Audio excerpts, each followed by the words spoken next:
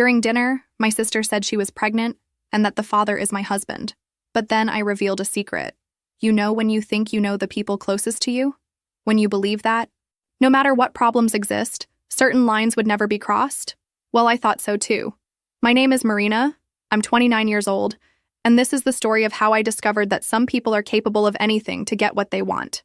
It was a Thursday in March when I received news of my promotion. After 4 years working as a project manager at a tech company in Austin, Texas, I would finally be commercial director. I couldn't stop smiling at the office. I called David, my husband, and Beatrice, my younger sister, to share the joy. Let's celebrate at Terrazzo tonight, I suggested. Terrazzo was that chic Italian restaurant downtown, where a meal cost more than minimum wage, but I could afford it. I worked hard for this. I arrived at the restaurant first, wearing that navy blue dress that David always said looked perfect on me.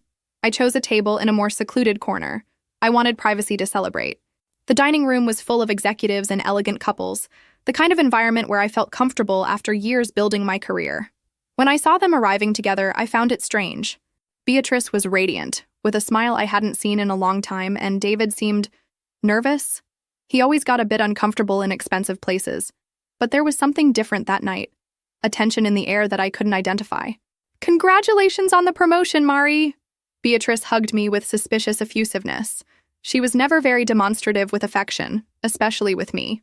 We ordered a $200 bottle of Chianti, and I started telling them about the new projects I would lead, the 40% salary increase, the possibilities for international growth. Beatrice listened with too much attention. David kept fidgeting with his napkin. Actually, Beatrice interrupted in the middle of my excitement, we also have news to share. She took David's hand across the table, and my stomach knotted inexplicably. I'm pregnant. The world stopped. Literally stopped.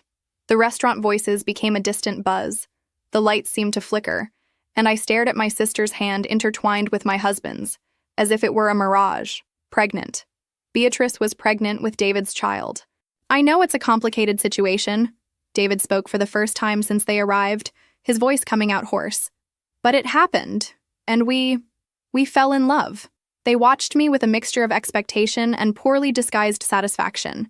It was as if they were waiting for me to explode, scream, make a scene that would give the other tables something interesting to talk about later. But I couldn't do anything but stare.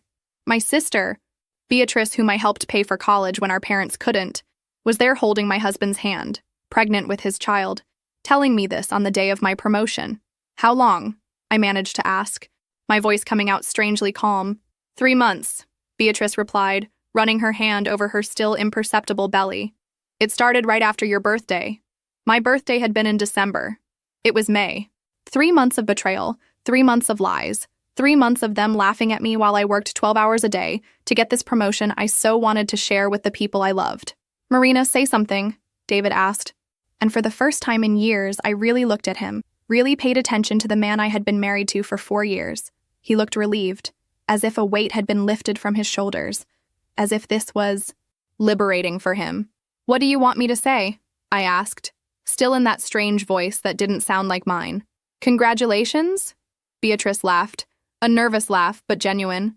Look, Mari, I know it's not easy, but these things happen. Love is love, right? And the baby... She ran her hand over her belly again. The baby needs both parents together. I picked up my purse slowly, left 2 $50 bills on the table, more than enough to cover my part of the bill, and stood up. I'm going home. You do whatever you want. As I walked toward the exit, I heard David calling my name, but I didn't turn around. In the wall mirror of the restaurant, I could see their reflections still sitting at the table. Beatrice was smiling. Throughout childhood, Beatrice lived in my shadow, and this irritated her deeply. I was the older daughter, the responsible one, the one who got good grades without having to try very hard. She was the youngest, the spoiled one, the one our parents protected from everything. But for some reason, this was never enough for her. We grew up in a middle-class family in San Antonio. Our father worked as an accountant at an oil company. Our mother was an elementary school teacher. We weren't rich, but we didn't lack anything either. Even so, Beatrice always had the impression that she deserved more. When I got a full scholarship to study business administration at the University of Texas, Beatrice made sure to say it was rich girl's luck. When I graduated with honors and got an internship at a multinational in Austin, she commented that I always knew how to sell myself. When I bought my first apartment at 25, she asked if I wasn't being too ambitious. The worst part is that she really believed she deserved the same things I had, but without the effort, as if success was a matter of luck or favoritism, not hard work and sacrifice. Beatrice studied graphic design at a public university, graduated without much distinction, and since then jumped from job to job, always complaining that bosses didn't recognize her potential. Our parents always tried to balance things out. When I bought my new Honda Civic, they bought a used one for her too. When I started earning well, they increased the help they gave her to pay rent for a small apartment in downtown San Antonio. It was as if they were trying to compensate for my success by keeping Beatrice at the same level, artificially. She always asked about my salary, my investments, the apartment's value. Just sisterly curiosity, she'd say. But there was an intensity in the way she asked that bothered me. Now I understood it wasn't curiosity. It was pure envy, mixed with greed that I refused to see. When I met David at a work party 5 years ago, Beatrice made sure to say he wasn't my type. He was handsome, nice, worked as a salesman at a BMW dealership. He earned reasonably well by Texas standards, about $5,000 a month with commissions, but nothing compared to my $8,000 salary that soon became $12,000. Still, I fell in love. He was fun, affectionate, made me laugh after stressful days at the office. David had a simplicity that attracted me, an uncomplicated way of seeing life that contrasted with my nature of always planning 3 steps ahead. Beatrice was always polite with David, but I noticed a certain tension, especially when we all went out together and the bill arrived. David sometimes felt embarrassed when I paid for restaurants that cost $100 per person, or when we bought concert tickets that cost $200 each. Beatrice observed all this with that calculating look I knew well, but preferred to ignore. "You support him, don't you?" she asked once, when David went to the bathroom during a family lunch at Olive Garden. "I don't support him," I replied, irritated. "We split things proportionally to our income." It was true. David paid the bills he could, groceries, gas, some household bills, and I covered the rest. It worked for us. But for Beatrice, that was more proof that I had too much luck. A brilliant career, a beautiful 2-bedroom apartment in Austin, a dedicated husband, investments that grew month by month, as if I hadn't fought for every achievement, as if everything had fallen from the sky. I got home, and the apartment was exactly as I had left it that morning. Made bed, dishes washed, everything in place. It was strange how life could completely fall apart, and things could remain exactly the same. David's toothbrush was still there in the bathroom, his clothes in the closet, that ridiculous Dallas Cowboys mug he'd gotten in a dealership promotion. I sat on the beige leather sofa in the living room, still in my dress and high heels, and stared into the void. My head was strangely quiet, as if my brain had shut down the emotion processing system. I knew I should be crying, screaming, breaking things, but all I felt was a kind of numbness, like when you hit your elbow and can't feel your arm for a few minutes. David didn't come home that night, obviously. At 2 in the morning, I received a message. "I'm at B's house. We'll talk tomorrow." B. He called my sister B, as if they'd been intimate for years, as if I didn't exist, as if our 4 years of marriage were just an inconvenient obstacle that had finally been removed. I spent the night awake, walking through the 120 square meters of the apartment, trying to understand how I had gotten there. How hadn't I noticed the signs? Were there signs? David working later in recent weeks. Beatrice asking about my schedule whenever she called. Both of them arriving together at the restaurant as if it were the most natural thing in the world. Now that I thought about it, Beatrice had appeared a lot in Austin in recent months. "I came to see some clients," she'd say. Beatrice worked as a freelance graphic designer, so it was plausible that she had projects in the city. But Austin was only an hour and a half from San Antonio. Why did she always stay in hotels? Why didn't she ever ask to sleep on my couch like she used to? When the sun rose, I was still on the couch, with my dress wrinkled and makeup smeared. My iPhone showed 17 missed calls from my mother. Beatrice had told her everything, probably in a romanticized version where they were 2 lovers who couldn't resist the cruel fate that made them meet through me. I called the office and said I wouldn't be going to work. Simone, my assistant, noticed something was wrong from the tone of my voice but didn't insist. "Call me if you need anything, Marina. You never miss work. It must be something important." She was one of the few people I could trust completely. I went to take a shower, trying to wash away the sticky feeling from that night. Under the hot water, I finally cried. Not dramatic movie tears, but that tired crying of someone who had just lost 2 important people at once. My sister and my husband, the two I loved most in the world, had betrayed me in the cruelest way possible. When I got out of the shower, I had 3 messages from Beatrice. Mari, we need to talk. It wasn't how we wanted you to find out. Call me, please. I know it's difficult, but we can resolve this like adults. I deleted them all without responding. For the first time in years, I spent the entire day doing absolutely nothing productive. I watched Netflix, ordered Chinese food that cost $40 and arrived cold, ignored the phone that rang every 2 hours. It was as if I needed a whole day to process the fact that my life had completely changed overnight. That evening, David showed up to get some clothes. He still had the keys, still felt entitled to enter the apartment I had bought alone as if nothing had happened. He tried to talk, explain, justify himself while packing a suitcase with his things. It wasn't planned, Mari. It just happened. As if betrayal were a meteorological accident, something beyond human control. B was going through a difficult time, needed someone to talk to. How long have you been together? I asked, watching him fold the polo shirts I had bought for him at Nordstrom. Officially? Since January. 4 months. 4 months of lies, fake kisses, empty I love yous before sleep. While I worked 60 hours a week to get the promotion, dreaming of our future together, he was building a new life with my sister. I'm going to find a lawyer, I warned, sitting on the king-size bed I had bought the year before. David stopped packing his suitcase and looked at me for the first time since he arrived. Mari, it doesn't have to be like this. We can resolve everything among ourselves civilly. Divide things fairly without complications. Civilly. Divide things fairly. As if betrayal were an issue that could be resolved with politeness and goodwill. As if he had any right to what I had built. After he left taking 2 suitcases and promising to come back on the weekend to get the rest, I called Helena, my best friend since college and a family law attorney in Houston. I told her everything, trying to keep my voice steady. Helena listened to me in silence and when I finished, sighed deeply. Marina, I'm so sorry. I know how much you loved him and trusted your sister. She paused. About the divorce, I need you to bring all the marriage documents, bank statements, deeds, proof of income, investments, everything. I'll put together the best case possible for you. Helena, I don't care about the money. I just want this to end quickly. Don't say that, Marina. You fought hard to build what you have. You're not going to hand it over to someone who betrayed you. Do you have any idea how much your assets are worth today? I didn't have an exact idea, but I knew it was substantial. The apartment was worth at least $400,000.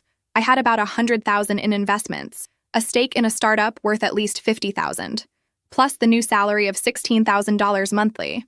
I scheduled the meeting for the following week and hung up. That's when I remembered. I needed to organize all the important documents. It wasn't something I did regularly. Who thinks about divorce when they're happy in marriage? I went to the office I had set up in the 2nd bedroom of the apartment, where I kept everything organized in colored folders like a person obsessed with control. Bank statements from the last 2 years, tax returns, investment statements from Fidelity and Charles Schwab. It was impressive to see on paper everything I had achieved at 29. I was proud of what I had built, but now everything seemed so fragile, as if it could disappear because of a betrayal and a poorly conducted divorce process. I took the green folder where I kept the marriage documents. Birth certificate, marriage certificate from Travis County, contract for. I stopped with the marriage certificate in my hand, frowning. There was something written there about property regime that suddenly caught my attention. Separate property regime. Complete separation of assets. Why complete separation? Most couples in Texas chose community property, partial community of assets. That's when I remembered. Vaguely, like a memory that was stored in a dusty drawer of my brain. Prenuptial agreement. I had insisted on making a prenuptial agreement 4 years ago. I ran to the small safe I had installed in the bedroom closet. It had been so long since I'd opened it that I almost forgot the combination. My birthday inverted. Inside, between the apartment deed and my passport, there it was. A sealed envelope with the seals of the Travis County Clerk's office. Prenuptial agreement. Marina Santos Silva and David Oliveira Ferreira.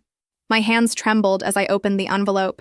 I vaguely remembered insisting on this at the time, but the details were hazy. It had been 4 years ago. I was so in love and happy that the legal aspects of marriage seemed just a necessary formality to officialize our love.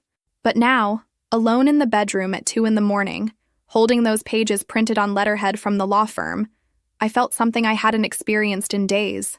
A hint of hope. Maybe, just maybe, I wouldn't lose everything I had built. Maybe there was something in those papers that could protect me from my sister's greed and my husband's irresponsibility. I took a deep breath, turned on the bedside lamp, and began reading every word with the attention of someone deciphering their own future.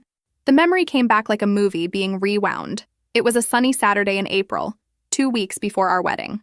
I was 25 and had just signed the purchase contract for my first apartment, a modern 2-bedroom loft in downtown Austin that cost $350,000.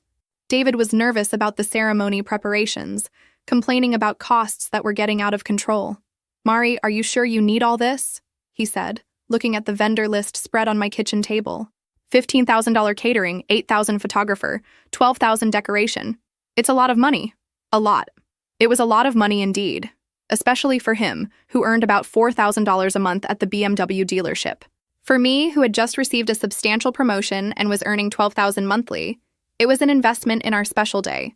But I understood his concern. He had grown up in a family where every dollar was counted. "David, relax. I'll pay most of it. You contribute what you can. What's important is us being together, celebrating our love." It was in this context that I mentioned the prenuptial agreement. Not as mistrust, but as natural protection for someone who had significant assets. My lawyer at the time, Dr. Patricia Williams, had suggested it during the apartment purchase. "Marina, you're young, successful, and accumulating assets rapidly. A prenup is sensible, especially when there's significant difference in assets between spouses. It's not mistrust, it's intelligent protection." When I talked to David about this on a Tuesday night, he laughed. Literally laughed, almost spitting out the Shinerbach beer he was drinking. "Prenuptial? Isn't that rich people nonsense? We love each other, Mari. Love doesn't need papers to prove anything. These things are for couples who enter marriage already thinking about divorce. It's not about love, David. It's legal protection. For both of us. If something goes wrong, nothing will go wrong," he interrupted me, pulling my hand. "We're going to be happy forever. You're being paranoid, baby." He made a face like he didn't understand the necessity, but eventually agreed when I explained it was something that would make me more comfortable. "If it's important to you, fine. But honestly, I think you're complicating something that should be simple." We went to Dr. Williams's office on a Thursday morning. I remember David was hungover because he had gone out with his dealership colleagues the night before for the last bachelor's outing. He arrived 15 minutes late, somewhat sleepy, complaining that he had lost an important sale because of the appointment. "Sorry, Mari. Had to come straight from work. Johnson wanted to close a deal today, but I said I had an important appointment with you." Dr. Williams, an elegant 50-year-old woman with gray hair and impeccable suits, explained the basic terms with the patience of someone who had given that presentation hundreds of times. Complete separation of assets. Each spouse maintains their individual patrimony. No division in case of divorce except for assets acquired jointly with clear proof of mutual contribution. "It's important to understand," she said, looking mainly at David, "that this agreement protects both parties. If you acquire significant assets during the marriage, they will also be protected." "You understand, David?" I asked, observing his somewhat lost expression. Yes. Each one keeps what's theirs, right? Makes sense?"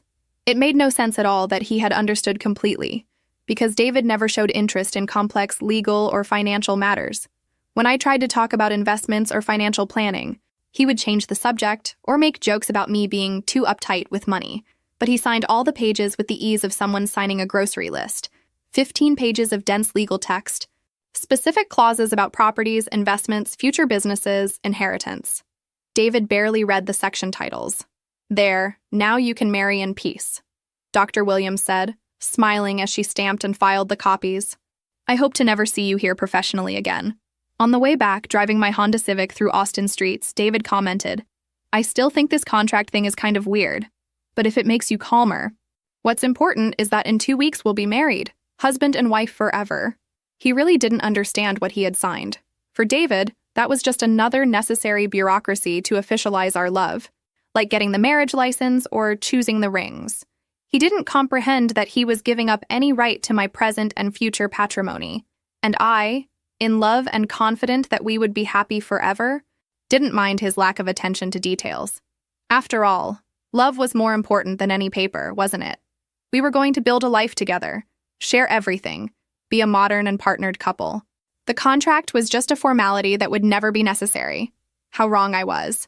Now, 4 years later, Alone in the bedroom at 3 in the morning with the contract in my hands, I finally understood the value of that rich people nonsense. I read each page with redoubled attention, as if I were deciphering a secret code that could save my life. The legal words that at the time seemed just formality, now shone on the page like precious diamonds. Complete separation of property. Each spouse shall maintain individual ownership of all property owned prior to marriage and all property acquired during the marriage. Each spouse. Property acquired during marriage.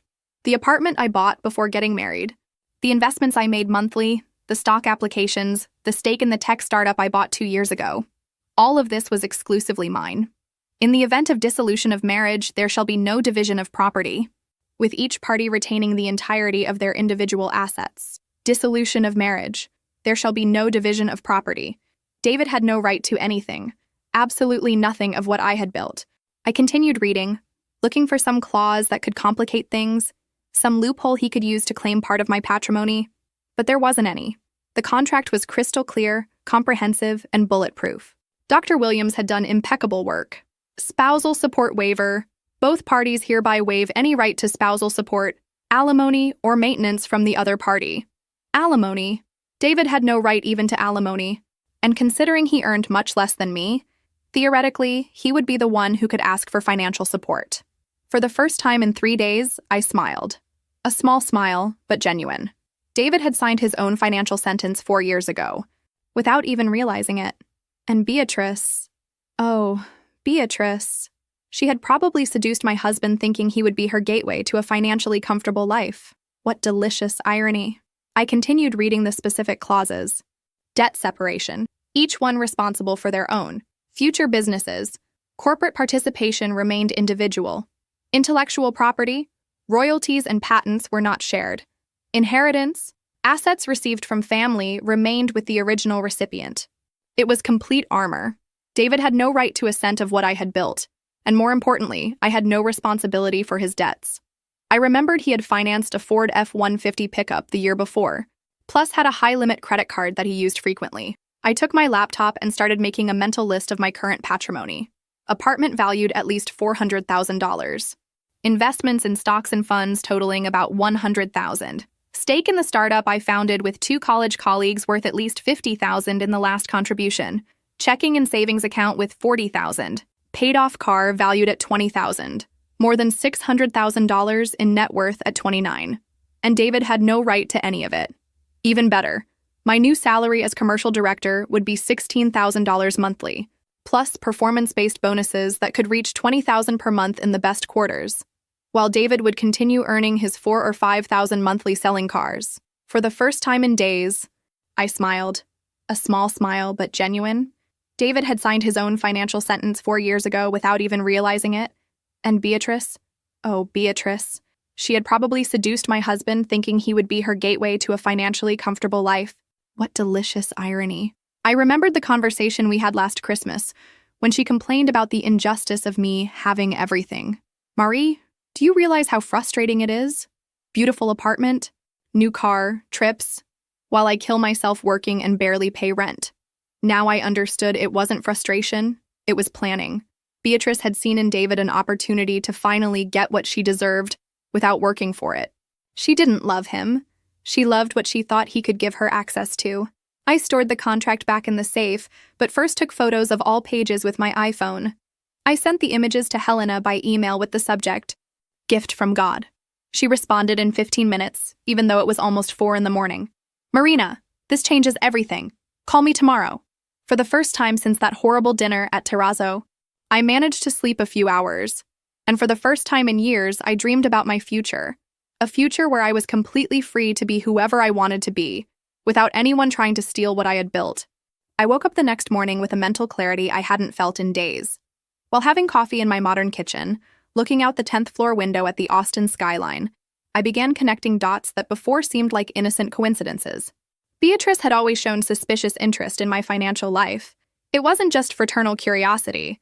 There was a calculating intensity in her questions that now made complete sense. "How much do you pay in rent for this apartment?" she had asked during a visit last year. When I explained it was financed, not rented, her eyes lit up. "Wow, it must be worth a fortune." She asked about my salary with uncommon frequency. "Mari, how much are you earning now?" Just to situate myself in the market, she'd say, as if she were comparing with her own opportunities as a freelancer. When I mentioned I was investing in stocks, she wanted to know specific amounts. I'm thinking about starting to invest too. I need a reference. I remembered a specific conversation during last year's Christmas. We were at our parents' house in San Antonio, and Beatrice had had a few too many glasses of wine. Mari, do you realize how frustrating it is to see you having everything? Beautiful apartment, new car, trips, expensive clothes, while I kill myself working and can barely pay rent. Beatrice, you can have all this too. It's a matter of working hard and making smart choices, I replied, trying to be encouraging. Oh, sure, everyone has the same opportunities, right? You were always the perfect daughter, the smart one, the one who gets everything easy. I have to kill myself to get crumbs. At the time, I thought it was just the wine talking.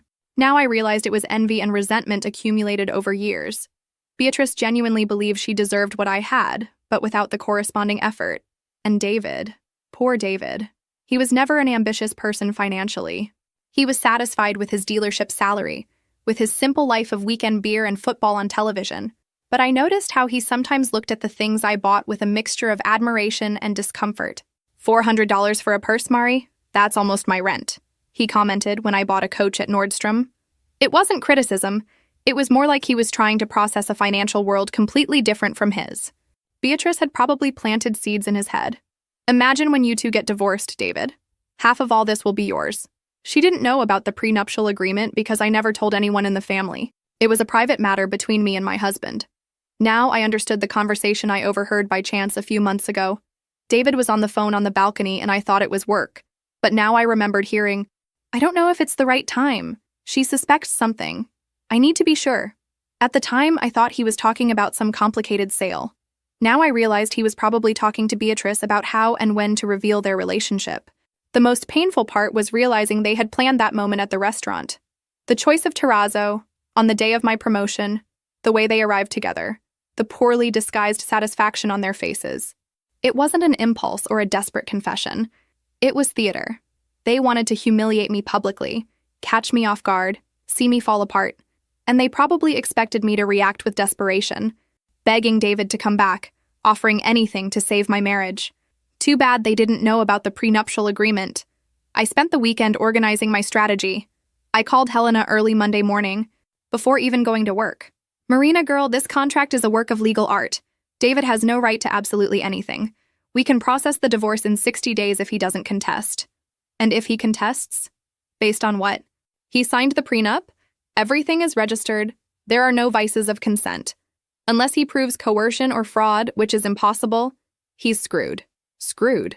David was screwed and didn't even know it yet. Helena, I want to do something.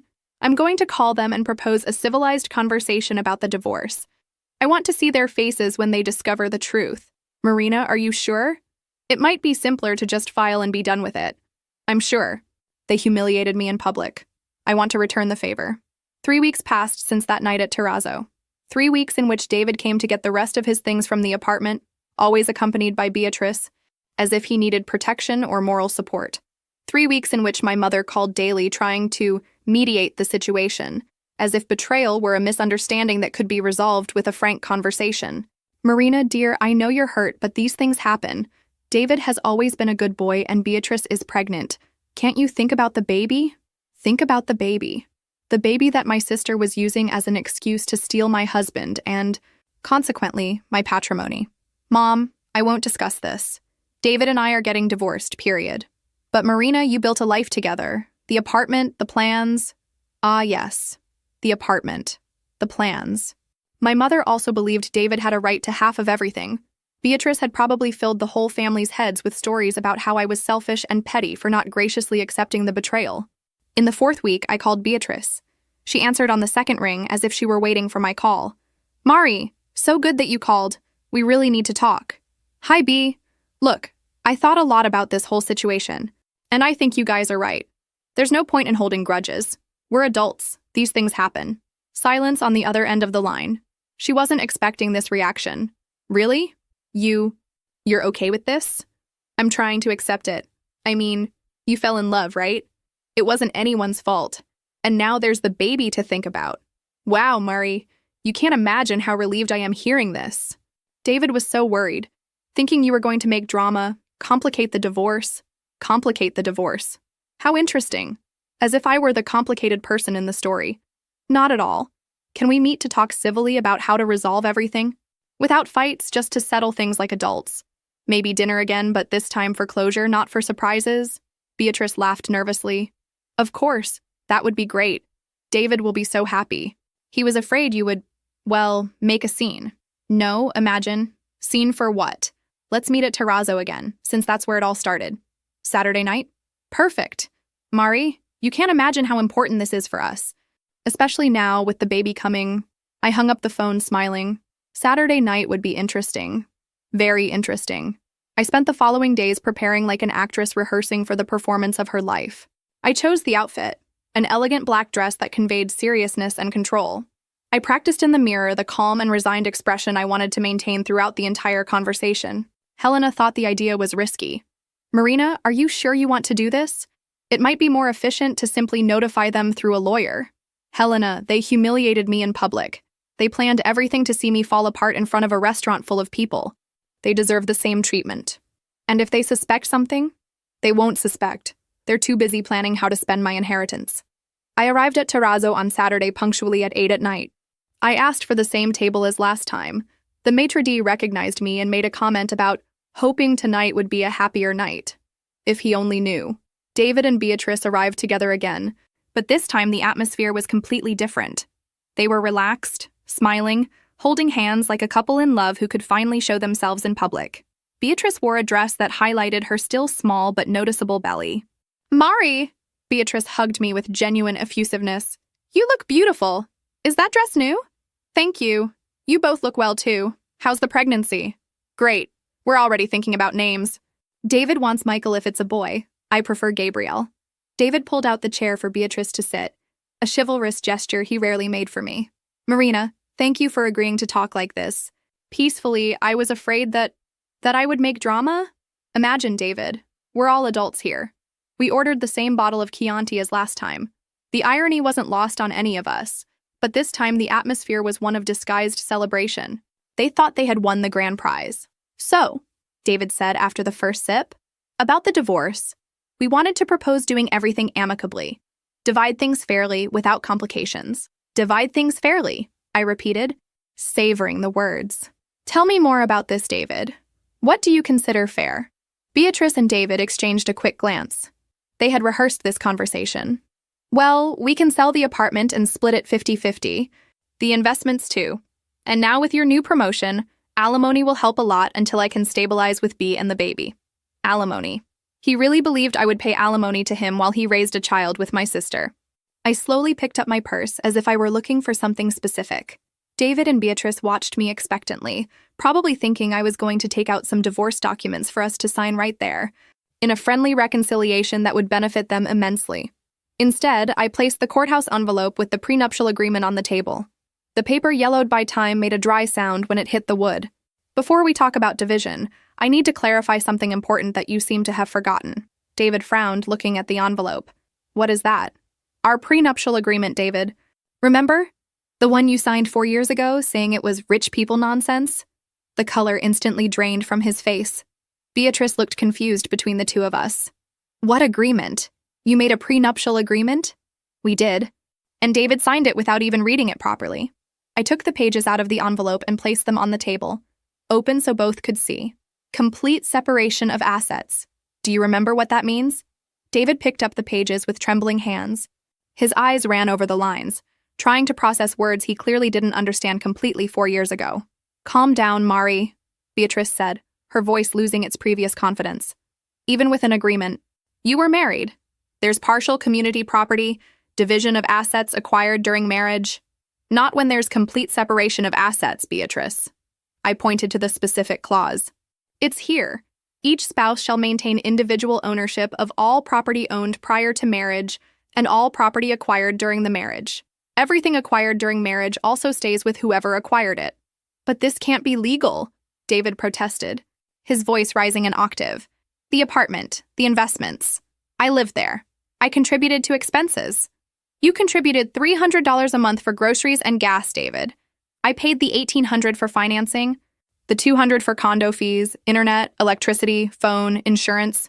Your $300 doesn't give you property rights over a $400,000 apartment.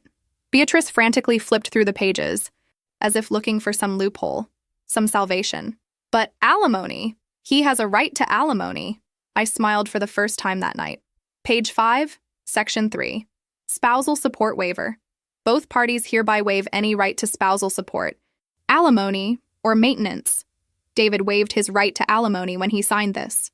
I didn't know what I was signing, David shouted, drawing attention from neighboring tables. You tricked me. I tricked you? David, you were there when the lawyer explained each clause. You said you understood. There are witnesses. Everything is registered at the courthouse. The expression on Beatrice's face was changing from confusion to horror. Reality was hitting like a runaway train. You mean he has no right to anything? Nothing. Zero. Zilch. I put the papers back in the envelope. David leaves the marriage exactly as he entered, with his financed pickup, his clothes, and his credit card debts.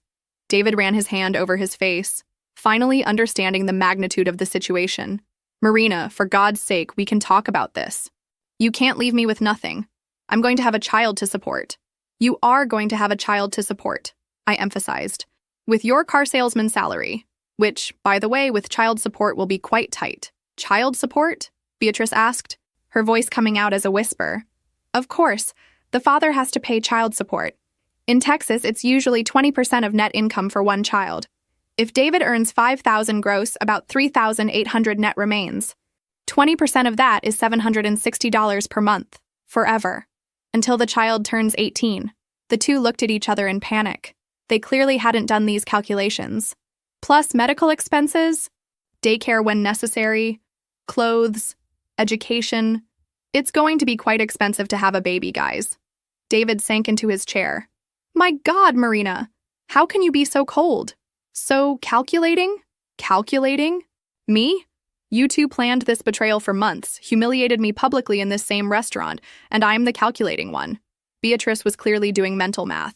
If David earned $5,000 a month and was going to pay $800 in support, $4,200 would remain, minus taxes, about $3,400 net, to support him, her, and a baby. Beatrice, how much do you earn as a freelancer again? I asked, knowing the answer well. It varies, about $2,000 a month when there are projects. About $2,000 when there are projects. So you'll live on $5,400 monthly at best, for 3 people. Living where? At my house in San Antonio, she murmured. That 1-bedroom apartment you rent for $800? It's going to be cramped with a baby, don't you think? The silence at the table was deafening. Around us, other customers dined happily, oblivious to the financial drama unfolding just meters away. Marina, David tried once more. Are you really going to do this? Leave us with nothing? I know we hurt you, but, David, you didn't hurt me. You tried to rob me. You thought I was an emotional idiot who would hand over half of my $600,000 patrimony because you were in love. 600,000? Beatrice repeated, incredulous. Surprise! I'm richer than you imagined. And now, with the promotion, I'll earn $16,000 a month, while you fight over money for diapers. David buried his face in his hands. I'm an idiot. A complete idiot. Finally, something we agree on. Beatrice tried one last card. Mari, you're my sister. We've always been family. You can't abandon us like this. And your niece or nephew? Don't you want to help? Beatrice. You tried to steal my husband thinking you'd steal my fortune along with him. You calculated wrong. And now you'll have to live with the consequences of your choices. But family doesn't betray family. Family doesn't humiliate family in public restaurants. Family doesn't seduce their sister's husband out of greed. I got up from the table, leaving 2 $50 bills, again more than enough for my part. Your lawyers can contact mine, Helena Williams, in Houston. She has all the necessary information. Marina, wait. David stood up, trying to follow me. No, David, you waited. You waited 4 months to tell me the truth. You waited until the day of my promotion to maximize the humiliation. You waited until you thought you had everything planned perfectly. Now I'm going to make you wait. Wait for what?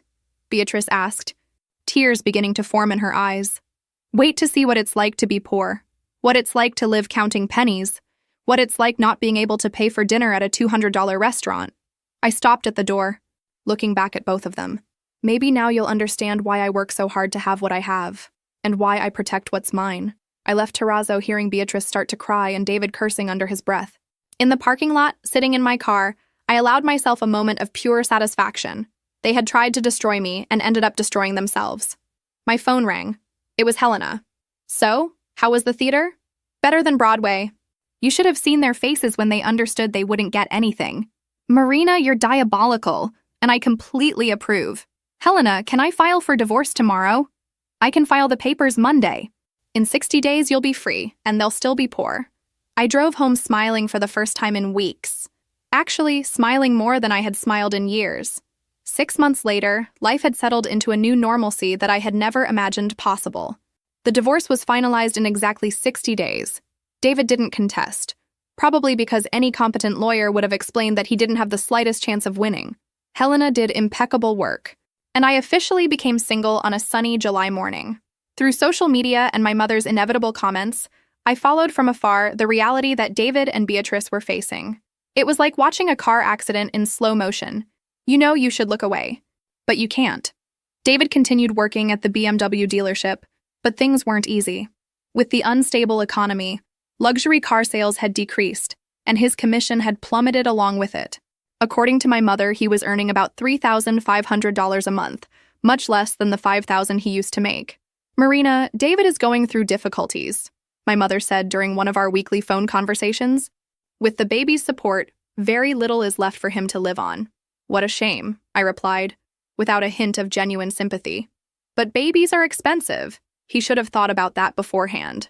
Little Sophia had been born in September, a little girl who, from photos circulating in the family, had David's eyes and Beatrice's stubbornness. The $800 monthly child support was being automatically deducted from David's salary, leaving even less money for his own expenses. Beatrice had moved back to our parents' house in San Antonio. The one-bedroom apartment she rented was impossible for a couple with a baby, and even splitting bills, they couldn't afford anything bigger.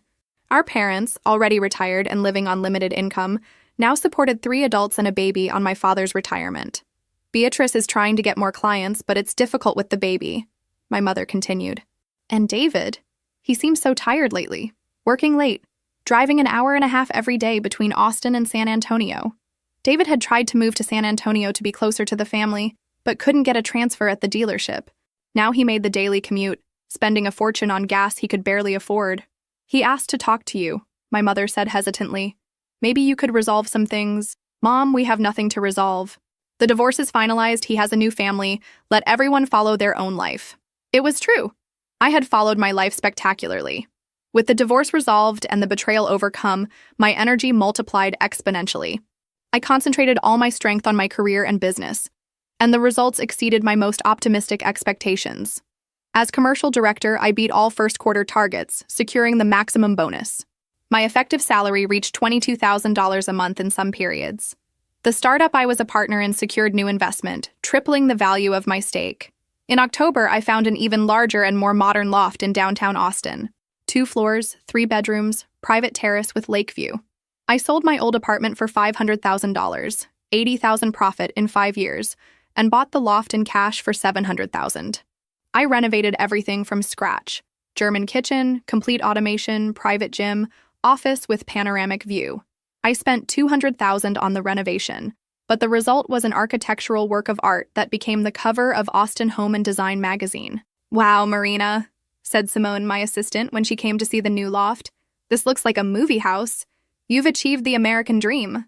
It was true. At 30, I had a net worth of over $1 million, a solid career at an international company, and complete freedom to do whatever I wanted. I traveled to Europe 3 times that year. Paris, Rome, Barcelona, always alone, always first class, always staying at the best hotels. I bought clothes at boutiques I previously considered too expensive, dined at Michelin-starred restaurants, shopped without looking at prices. The loneliness? Curiously, I didn't feel it. After years of being betrayed by those I trusted most, the peace of being alone was almost addictive. I didn't need to explain my expenses to anyone, didn't need to consider others' opinions in my decisions, didn't need to share my space or my time. I started therapy, not for sadness, but for growth. Dr. Rebecca Chen, an incredible psychologist of Asian origin, helped me process not just the betrayal, but years of toxic relationships disguised as family love. "Marina, you grew up believing you had to take care of everyone around you," she said in one session. "Your sister, your parents, your ex-husband. When was the last time someone took care of you?" It was a simple question that made me cry for 15 minutes. I had always been the provider, the responsible one, the problem solver. I never stopped to think if anyone was taking care of me. "Maybe it's time for you to put yourself first," Dr. Chen suggested, "and discover who you are when you're not supporting other people." That's exactly what I did. During the holiday season, I received several messages from Beatrice. First reconciliation attempts, then direct requests for financial help. "Mari, I know you're upset, but we're sisters. Sophia is your niece. Can't you at least help with some baby things?" "Marina, expenses with Sophia are very high. Diapers, medicine, pediatrician. David is killing himself working but can't cover everything. Mari, for God's sake. Answer my messages. We need help, and you're the only person in the family who can afford it." I read them all without responding. I blocked the number after the 10th message. My mother tried to mediate. "Marina, whatever the hurt, the child is innocent. Don't you want to meet your niece?" "Mom, when Beatrice decided to seduce my husband, she made a choice. Now she's living with the consequences of that choice. It's not my responsibility to solve the financial problems they created. But you have so much money." "I have so much money because I worked hard to have it, and because I protected what I built." If Beatrice wanted financial stability for her child, she should have thought about that before getting pregnant by a man who earns $4,000 a month. It was harsh with my mother, but necessary. The whole family had gotten used to the idea that I was the personal emergency bank for any crisis. Not anymore. On my 30th birthday in December, I organized a party at the new loft. I invited work colleagues, college friends, some people I met traveling, 50 elegant people, French champagne, professional catering, live musician. Looking out my terrace window at the Austin lights, with a glass of Dom Perignon in my hand, and surrounded by people who genuinely enjoyed my company, I felt deep gratitude. Gratitude that David had betrayed me. Without the betrayal, I would never have discovered my own strength, never would have learned to set boundaries, never would have realized I could be completely happy alone. Gratitude for the prenuptial agreement that my younger self had the wisdom to make. Those papers saved me from years of legal battle and allowed me to start over immediately. Gratitude even for Beatrice. Without her envy and greed, I never would have learned that not all family deserves unconditional loyalty. Some people are toxic regardless of blood ties. The week after my birthday, I received one last contact attempt. Not from Beatrice or David, but from my father. "Marina, your mother didn't want me to call, but I need to talk to you. Things are very difficult here at home. David lost his job at the dealership last week. Year-end cuts." My father rarely interfered in family conflicts. When he called, it was because the situation was really critical. "And what do you want me to do, Dad?" "I don't know, daughter. I don't know what to do anymore. There are 4 people here at home, a small child, and now, without David's income. Your mother is talking about going back to work, but she's 70 years old." I felt a pang of guilt. Genuine, for the first time in months. My parents weren't to blame for the situation. They were just trying to help a daughter in difficulties as parents do. "Dad, I can help you, but I won't give money to David or Beatrice directly. If you need something specific, electric bill, groceries, pediatrician for Sophia, send me the bills and I'll pay them directly. Marina, that's my offer. I'll help you, who are innocent in this story. But I won't finance the bad choices David and Beatrice made." My father accepted, relieved. In the following months, I received some bills by email. $200 electric bill, $300 groceries, $150 pediatric consultation. Trivial amounts for me, but they made a difference for them. I never had direct contact with David or Beatrice again. According to my father, David got a job at a smaller dealership, earning half what he used to earn. Beatrice continued doing sporadic freelance work, but with a small child, it was impossible to work full-time. They had moved to a trailer park in San Antonio. $500 monthly rent for a tiny space, but it was what they could afford. Sophia's support continued being automatically deducted, leaving even less money for them. They fight a lot about money, my father told me in a conversation. David blames Beatrice for insisting on the divorce. Beatrice blames him for losing his job. It's a cycle. It was exactly what I imagined would happen. When people get together for wrong reasons, greed, envy, opportunism, and financial reality knocks on the door. False love disappears quickly. 2 years after the betrayal, my life was completely transformed. Not just financially, but emotionally. I learned to say no without guilt. I learned that self-esteem is non-negotiable. I learned that some people are incapable of genuinely loving. They can only see other people as resources to be exploited. I started dating Daniel, an architect I met at an art exhibition. He had his own successful company, his own resources, his own ambitions. Our relationship was based on real partnership, not financial or emotional dependence. "You have impressive strength," he told me one night, while we dined on my loft's terrace. "But also an inner peace that's rare." He was right. I had found a peace that came from knowing exactly who I was and what I deserved. I no longer needed anyone's approval, no longer needed to support people who didn't contribute to my life.